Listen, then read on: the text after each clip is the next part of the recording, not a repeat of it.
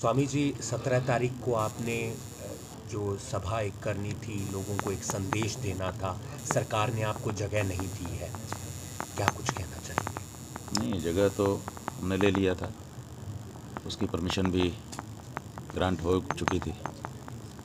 हम लोग तैयारी कर रहे थे, लाखों लोग वहाँ पे आना चाहते थे। हालांकि हमने मना किया था, लेकिन फिर भी लोगों की भावना थी कि हम जाएंगे। अब उसके बाद अचानक उन्होंने कहा कि लॉ एंड ऑर्डर बिगड़ जाएगा, ऐसा कह करके निरस्त कर दिया हमारी परमिशन को। तो इससे हम लोगों ने ये समझा, हम लोग तो पूछ ही रहे हैं, सभी पार्टियों से पूछ रहे हैं कि आप बता दीजिए कि आपके मन में गाय के बारे में स्पष्ट रूप से कौन सी भावना है, गाय के पक्ष की भावना है कि विपक्ष की भावना है। तो अब ये जो वहाँ पे हम जा कर के बैठ रहे थे दिन भर प्रतीक्षा करने के लिए, उस अनुमति को भी रद्द कर देने का मतलब होता है, हम जहाँ तक समझ पा रहे हैं, कि तुम हमसे क्या पूछोगे, हम पूछने ही नहीं देंगे तुमको, प्रश्न ही नहीं उठाने देंगे। जवाब देना तो दूर, प्रश्न उठाने वाले को बैठने ही नहीं देंगे कि बैठ करके वो प्रश्न पूछ सके। ऐसी परिस्थिति हो गई। आपकी आगे की रणनीति क्या? हाँ गौचारा योग बनाया जाए सरकार से, इस तरह की कोई अपील किस तरह का? भाई, ये सवाल नहीं है। सवाल ये है कि सरकार ये बताए, पार्टियां ये बताएं कि वो गाय के पक्ष में है कि विपक्ष में है। क्योंकि जब भी वक्तव्य देती हैं कोई भी पार्टी का व्यक्ति, किसी एक पार्टी की बात हम नहीं कर रहे हैं, हर पार्टी की बात कर रहे हैं। हर पार्टी जब वक्तव्य देती है तो कहती है कि नहीं नहीं, गाय की रक्षा होनी चाहिए। कभी कभी पूजा करते का, कभी कभी सहलाते हुए, पुचकारते हुए, प्यार करते हुए का फोटो भी आता है, वीडियो भी आता है। लेकिन जब आंकड़ा निकल के आता है तो अलग ही कहानी कहता है। गौ मांस का निर्यात निरंतर बढ़ रहा है और गौ हत्या निरंतर बढ़ती चली जा रही है। आज आंकड़ों के अनुसार 80,000 गाय प्रतिदिन कटती चली जा रही है। तो ये जो आंकड़ा और ये जो उनका अभिकथन, दोनों दो तरफ जा रहे हैं, एक तरफ नहीं जा रहे हैं। इससे पता चलता है कि हमारे देश के जो नेतागण हैं, चाहे वो किसी पार्टी के हों, उनकी कथनी में और करनी में बहुत बड़ा अंतर है। यहाँ तक कि गाय के बारे में भी कहते कुछ हैं, करते कुछ हैं। तो ऐसी परिस्थिति में हम लोग चाहते हैं कि गौ हत्या बंद हो देश में। हमारे यहाँ गाय को अग्न्या कहा गया है, माने उसको मारा नहीं जा सकता। आपकी आगे की रणनीति क्या रहेगी, क्योंकि 17 मार्च को तो अनुमति मिली अब नहीं? रणनीति हम कल शाम को 5 बजे कहेंगे। कल दिन भर प्रतीक्षा कर लें।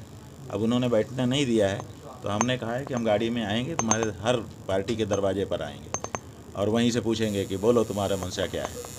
एक बार पूछ लिया जाए सबसे। समाजवादी पार्टी के विधायक ने आपसे मुलाकात की? समाजवादी पार्टी के विधायक नहीं, कोई नेता है, अनु टंडन नाम है उनका। वो बड़ी नेता है, पहले सांसद भी रह चुकी हैं। तो वो गुड़गांव में जब हम थे तो आई थी। उन्होंने कहा कि हमारी पार्टी इस बारे में अभी विचार कर रही है, तो हम आपके पास बता रहे हैं कि हमारे यहाँ विचार चल रहा है। किसी और पार्टी का कोई आया व्यक्ति? इसके अलावा तो कोई अभी नहीं है। तो और हिंदुत्व को बढ़ाने के लिए किस तरह का प्रयास रहता है? भाई, हिंदुत्व को बढ़ाने के लिए पहले हिंदू को अपने आप का गौरव समझना पड़ेगा ना। हिंदू जो है वो गौरक्षक होता है, गाय की हत्या नहीं देख सकता है। कोई भी हिंदू होगा वो गाय की रक्षा ही करेगा, हत्या अस्वीकार कर देगा। और अगर देश में गौ हत्या हो रही है, इसका मतलब कि हिंदू इसमें कमज़ोर हो रहे हैं। गौ हत्या बंद कर देंगे, इसका मतलब हिंदू तो जाग गया उनका। यही तो बात है। हिंदू राष्ट्र आप भी चाहते हैं? हाँ जी, हिंदू राष्ट्र आप ही चाहते? बात यह है कि हिंदू राष्ट्र बना दो और गौ हत्या होती रहे। ऐसे हिंदू राष्ट्र से क्या लाभ होगा, आप बताओ। हिंदू पहले समझे तो कि मैं हिंदू हूँ, तो मेरा होने का, अस्तित्व होने का क्या तात्पर्य होता है। जब गौ हत्या जहाँ पर होती रहे उस जगह को हिंदू राष्ट्र बना सकते हैं, वो हिंदू राष्ट्र हो पाएगा। इसलिए हिंदू राष्ट्र बनाने के पहले खुद को हिंदू बनाना पड़ेगा। और खुद को हिंदू बनाने का मतलब है कि गौ हत्या का विरोध करना होगा कि नहीं, खबरदार, हम हिंदू हैं, हमारे सामने गौ हत्या नहीं हो सकती। तो जो लोग अपने आप को हिंदू राष्ट्र का समर्थक कह रहे हैं, उनको सबसे पहले अपने आप को हिंदू घोषित करना पड़ेगा और गाय की हत्या का प्रतिकार करना पड़ेगा। स्वामी जी, IITN बाबा बोलते रहते हैं, बहुत सारी बातें रखते रहते हैं, एक शंकराचार्य के तौर पर आपकी क्या राय है? बात यह है कि कोई भी बाबा हो, उसको लोक कल्याण के बारे में अपने प्रयास बताने चाहिए। वो बताएं कि लोक कल्याण के लिए उनकी तरफ से कौन सा प्रयास हो रहा है। हम लोग उस पर विचार करेंगे। बाकी बातें होती रहती हैं, बातों से क्या उपलब्धि होगी आप बताओ? बातों से चैनल को टीआरपी मिल सकती है, लेकिन आम जनता को क्या मिलेगा? तो इसलिए बातों से नहीं होगा।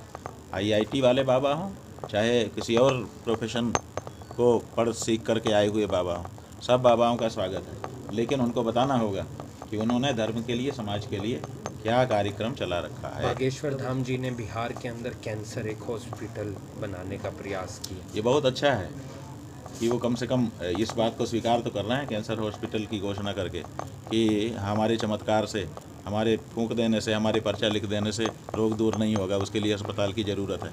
कम से कम इस बात को स्वीकार तो करने लग गए। ये ढोंग तो ख़त्म हुआ कम से कम।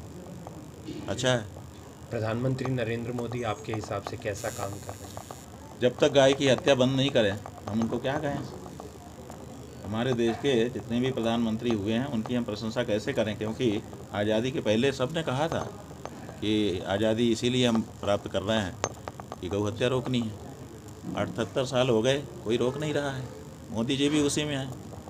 उनको तो अलग होना चाहिए था। उनको तो कम से कम गौ हत्या के बारे में कई बार उन्होंने अच्छे अच्छे वक्तव्य दिए थे। हम लोगों को आशा हो गई थी उनसे, कुछ ज़्यादा आशा हो गई थी और प्रधानमंत्रियों की अपेक्षा। अब वो सब आशा टूट रही है तो हम लोगों को अच्छा नहीं लग रहा। समाज हित के लिए आपका कौन सा एजेंडा मेन ना होता है, नाच होता है, उस पर रोक कैसे, कब तक लगेगी, इसके ऊपर आपके क्या विचार हैं? बात है कि हम लोगों ने ये बात बार बार कही है कि हमारे जो धर्म स्थान हैं उनकी अपनी एक अलग गरिमा महिमा है। पर्यटन क्षेत्र जहाँ पर होता है वो एक अलग वातावरण होता है। अब क्या हो रहा है कि हमारे देश में सरकारें रेवेन्यू इकट्ठा करने के लिए धार्मिक क्षेत्र को पर्यटन क्षेत्र के रूप में बदल रही हैं, और उसका परिणाम ये हो रहा है कि धार्मिक लोग भी वहीं पहुंच रहे हैं, पर्यटन करने वाले भी वहीं पहुंच रहे हैं। धार्मिक व्यक्ति जाता है अपने पापों का प्रक्षालन करने के लिए और भगवान का आशीर्वाद लेने के लिए, और पर्यटन करने वाला व्यक्ति जाता है आमोद प्रमोद के लिए, रिलैक्सेशन के लिए। तो दोनों के आवागमन में अंतर है, दोनों का व्यवहार इसीलिए अलग होता है। तो जब तक ये स्पष्टता नहीं बना दी जाएगी कि ये तीर्थ क्षेत्र है और ये पर्यटन क्षेत्र है, तो तब तक ये समस्या बनी रहेगी। हमसे जुड़े रहने के लिए हमारे YouTube चैनल को सब्सक्राइब करें और नई वीडियो की नोटिफिकेशन के लिए बेल आइकॉन को दबाएं। अगर आप ये वीडियो Facebook पर देख रहे हैं तो लाइक जरूर करें और ज्यादा से ज्यादा शेयर करें। धन्यवाद।